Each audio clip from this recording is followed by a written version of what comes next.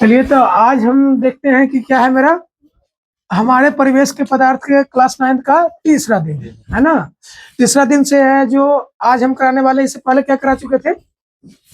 द्रव पदार्थ के गुण, लास्ट ये ना हुआ था। उसके बाद हमारा जो टॉपिक है वाष्पन, इसको इवोपरेशन कहते हैं। वाष्पन क्या है, ठीक है। तो देखिए, पहले परिभाषा बताने से पहले एक और बात हम बता देते हैं। जैसे मान लीजिए कि आप कपड़ा कपड़ा धोते हैं, धूप में रख देते हैं, वो सूख जाता है तंग, क्या कहते हैं, पानी गायब हो गया है। वो गायब, वो चला जाता है वहां से, किसके कारण? तो वाष्पन के कारण।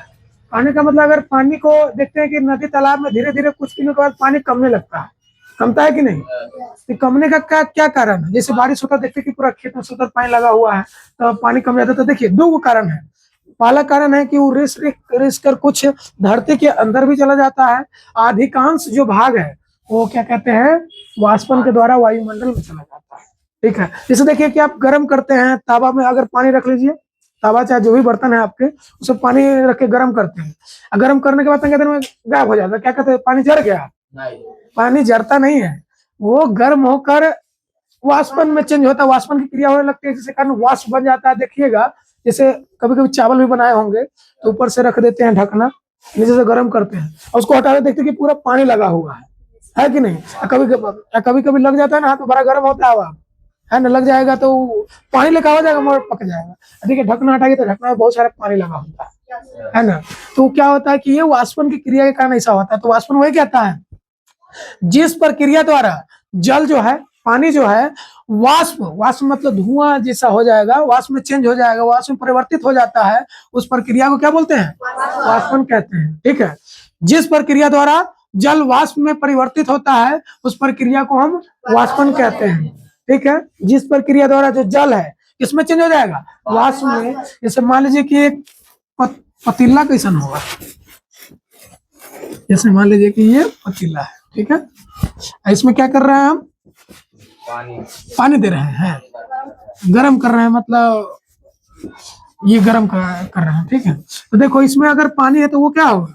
वाष्प बन के वायुमंडल में चला जाता है। ये जल को अगर वाष्प में चेंज हो रही थी, इसी प्रक्रिया को हम क्या बोलेंगे? हम वाष्पन बोलेंगे। तो याद हो जाएगा, वह जिस प्रक्रिया द्वारा जल वाष्प में चेंज होगा, जल किस में चेंज होगा? वाष्प में चेंज होगा, वही प्रक्रिया क्या कहलाएगी? वाष्पन कहलाएंगी। जिस प्रक्रिया द्वारा जल वाष्प में चेंज होता है, वही प्रक्रिया क्या कहलाती है? वाष्पन। तो पहले इतना लिख लिए, तो चलिए आगे लिखिए। वाष्पन को प्रभावित करने वाले कारक। रेडी? हमारा क्या है? वाष्पन को प्रभावित करने वाले कारक। वाष्पन को प्रभावित करने वाले कारक, पहला है द्रव की प्रकृति। ओए सुनो, पहला क्या है? द्रव की प्रकृति। द्रव की प्रकृति का मतलब क्या होता है, समझिए कि आप जानते हैं कि प्रत्येक पदार्थ का क्वथनांक अलग अलग है। क्वथनांक का मतलब होता है उबलना, है ना। कि जैसे पानी है 100 डिग्री सेल्सियस पर, देखिए अगर पानी है, पानी का जो क्वथनांक है 100 डिग्री सेल्सियस है।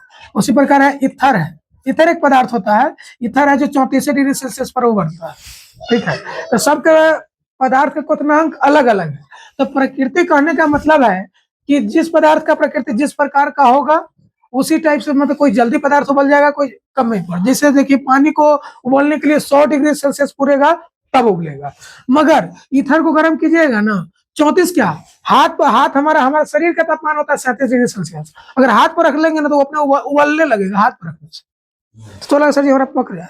अरे पके क्या, हमारा शरीर का ही टेम्परेचर 37 डिग्री सेल्सियस होता है। कितना होता है? 37 डिग्री सेल्सियस। और इसको उबलने के लिए कितना चाहिए? 34। तो क्या इससे ज्यादा है कि कम है? इससे ज्यादा हमारा शरीर का गर्मी है, तो मतलब हाथ पर रखेंगे तो उबलने लग जाएगा, मतलब ये है, समझे।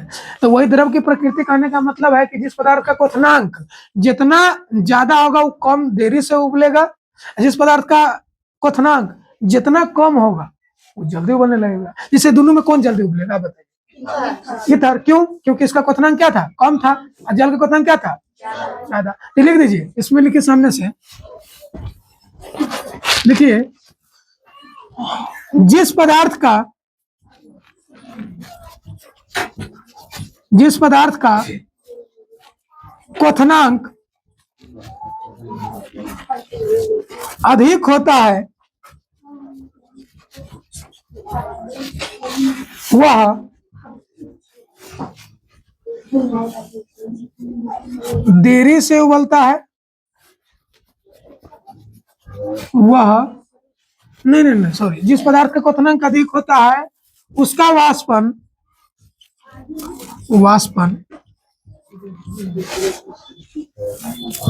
देरी से होता है।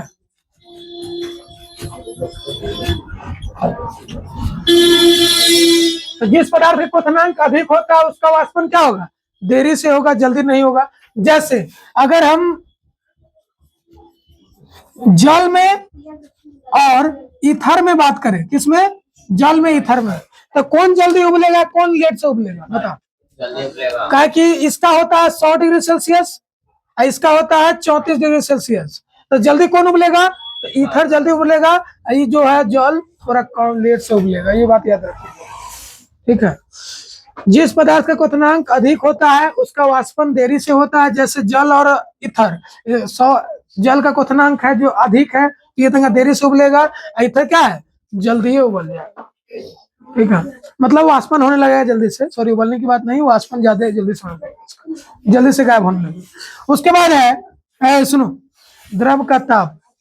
द्रव का ताप, तो मान लेते कि एगो पानी ठंडा है, एगो पानी गर्म है, तो वो वाष्पन किसका होगा? जल्दी गर्म पानी का। गर्म पानी जल्दी से उड़ने लगता है, तो वही अगर किसी द्रव का अगर हम ताप बढ़ाते हैं तो उसका वाष्पन तेजी से होने लगता है। ये भी लिख दीजिए, किसी द्रव का, दूसरा पेन से लिखते हैं, अलग से नोट बना के लिखना ना। किसी द्रव का ताप बढ़ाने पर, किसी द्रव का ताप बढ़ाने पर वाष्पन तेजी से होता है।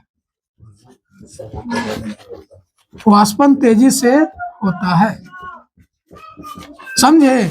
अगर किसी द्रव का ताप मतलब उसको गर्म कर रहे हैं तो वाष्पन में वृद्धि होगा कि मतलब ह्रास होगा? वृद्धि होगा, बढ़ेगा, वाष्पन तेजी से होने लगेगा। तो किसी द्रव का ताप बढ़ाने पर वाष्पन तेजी से होता है, मतलब कोई द्रव को हम गर्म करेंगे तो जल्दी क्या होगा? उबलने लगेगा। क्या बातें समझ में आ रही है कि ऊपर ऊपर जा रही है?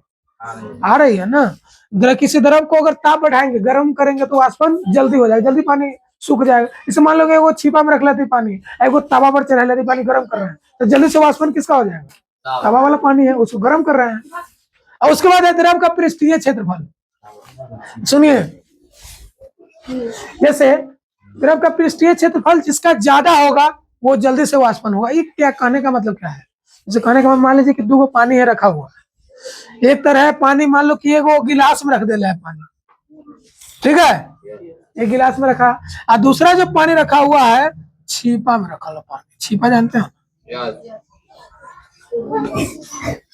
छीपा में पानी रखा है, तो बताओ दोनों गर्म करके रखे तो पहले पानी कौन उड़ जाएगा?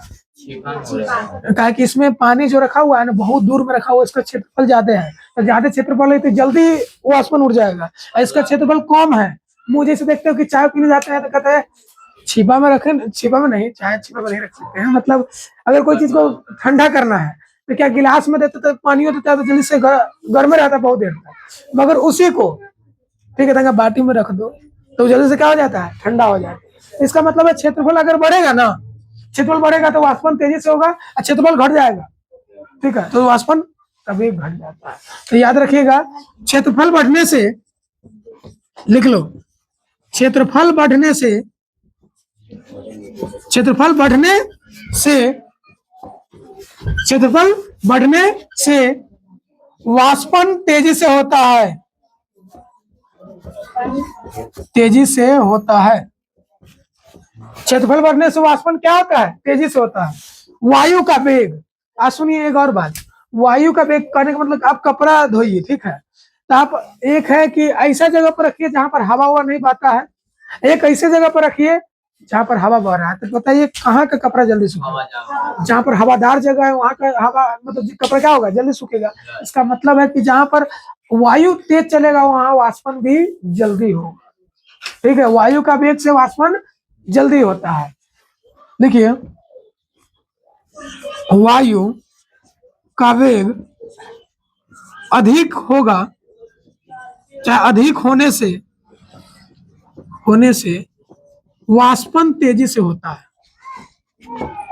वाष्पन तेजी से होता है। वायु का वेग अधिक है तो वाष्पन तेजी से होगा कि स्लो हो जाएगा? जल्दी से जल्दी पानी मतलब उड़ेगा। उसके बाद है शुष्क वातावरण और आर्द्र वातावरण। नीचे क्या है? शुष्क वातावरण और आर्द्र वातावरण। देखिए शुष्क मतलब क्या होता है? शुष्क मतलब होता है सूखा वातावरण। आर्द्र मतलब होता है जिसमें पानी की मात्रा हो। जैसे अभी का वातावरण ठंडी का मौसम है, तो अभी का वातावरण कैसा है? शुष्क है कि आर्द्र है?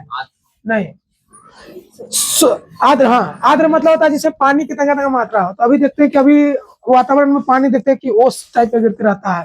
तो अभी का जो वातावरण है आर्द्र वातावरण। देखिए है कि गर्मी के मौसम में ज्यादा जल्दी कपड़ा सूखता है कि ठंडी के मौसम?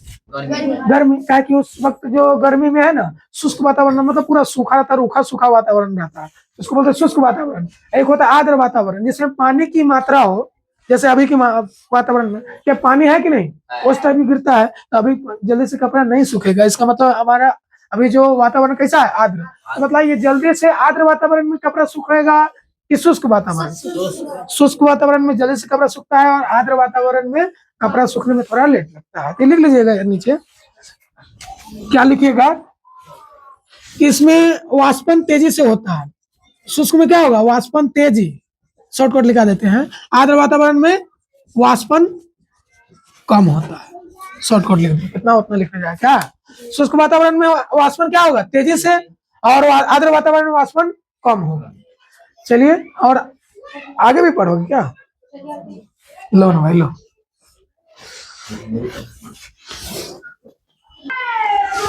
सुनिए क्या है अगला? द्रव का जमना। द्रव का, द्रव मतलब लिक्विड टाइप का, जो पानी भी एक द्रव है। द्रव का जमना बोल रहा है किसी भी द्रव का ठोस रूप में परिवर्तन। मतलब कोई द्रव है, द्रव को ठंडा करके ठोस रूप में परिवर्तन कर दो। जैसे पानी है, पानी को ऐसा ठंडा करते हैं कि वो किसमें बदल जाता है? बर्फ के रूप में। तो बर्फ के रूप में परिवर्तन ये क्या कहलाता है? द्रव का जमना कहलाता है। द्रव का जमना कहलाता है। किसी भी द्रव का ठोस रूप में परिवर्तन द्रव का जमना कहलाएगा।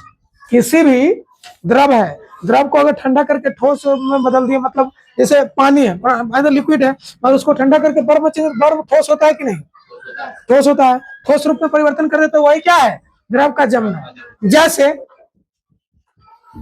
जल को 0 डिग्री सेल्सियस तक ठंडा करके क्या किसमें बदलना?